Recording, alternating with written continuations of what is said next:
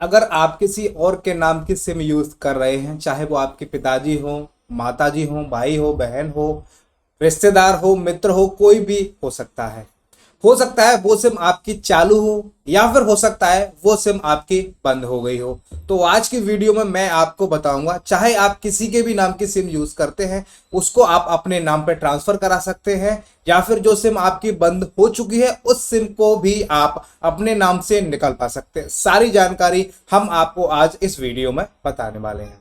अगर आप किसी और के नाम की सिम यूज कर रहे हैं और अगर आपकी सिम चालू है तो बहुत ज्यादा आसान है, उस सिम को आप अपने नाम पे ट्रांसफर करा सकते हैं। उसके लिए आपके पास दो तरीके हैं।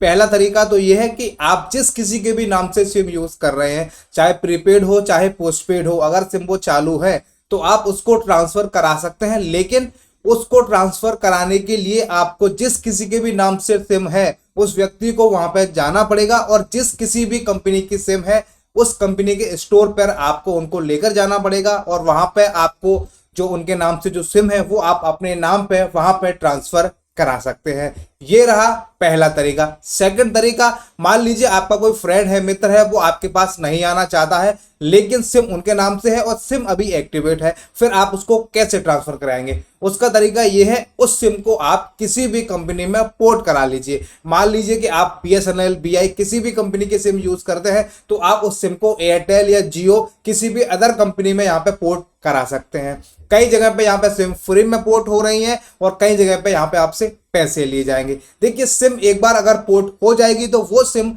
आपके नाम से वहां पे परमानेंट एक्टिवेट हो जाएगी। सबसे अच्छी बात यह है कि पुराना जो भी कस्टमर होगा जिसके नाम से सिम है उससे कंपनी को कोई मतलब नहीं है, ना ही उसकी आईडी आप लोगों से मांगी जाएगी, ना ही कोई इंफॉर्मेशन मांगी जाएगी।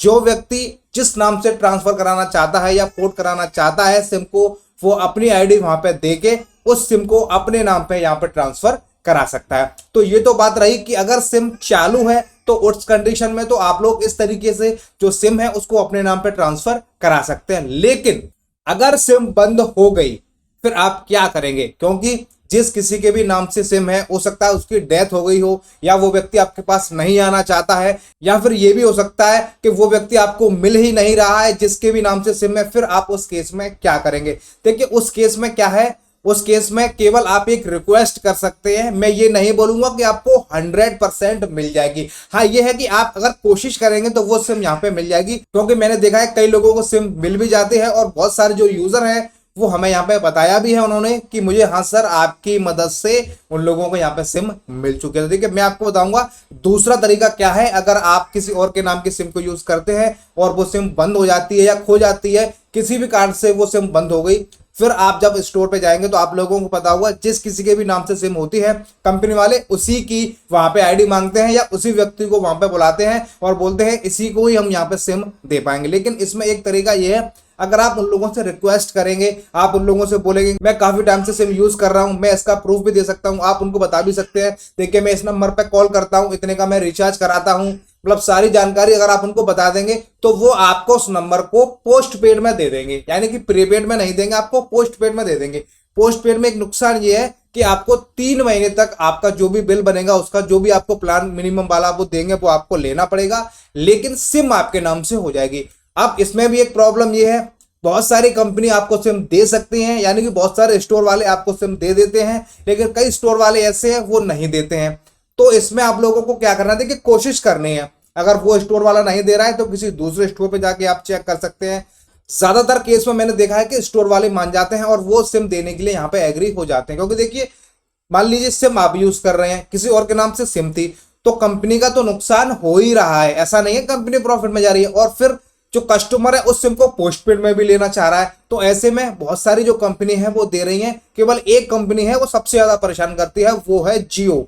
अगर जियो का नंबर आप यूज कर रहे हैं किसी और के नाम का, और अगर वो व्यक्ति आपके पास नहीं आना चाहता है, किसी कारणवश से आपकी सिम खो गई, टूट जाए, कुछ भी हो जाए, और वो व्यक्ति अगर आपके पास नहीं है, तो कंपनी वाले 99% आपको सिम नहीं देंगे। ज्यादातर केस में वो सिम नहीं निकल पाती। लेकिन एयरटेल है, BI है, BSNL है, इस केस में आप लोगों को सिम यहाँ पे कंपनी दे देती है, लेकिन वो पोस्टपेड में आपको मिल पाएगी, प्रीपेड में नहीं मिलेगी। लेकिन आप कोशिश कर सकते हैं। देखिए, मैं ऐसा नहीं बोल रहा हूं कि कंपनी आपको नहीं देगी, हो सकता है कंपनी आपको दे दे।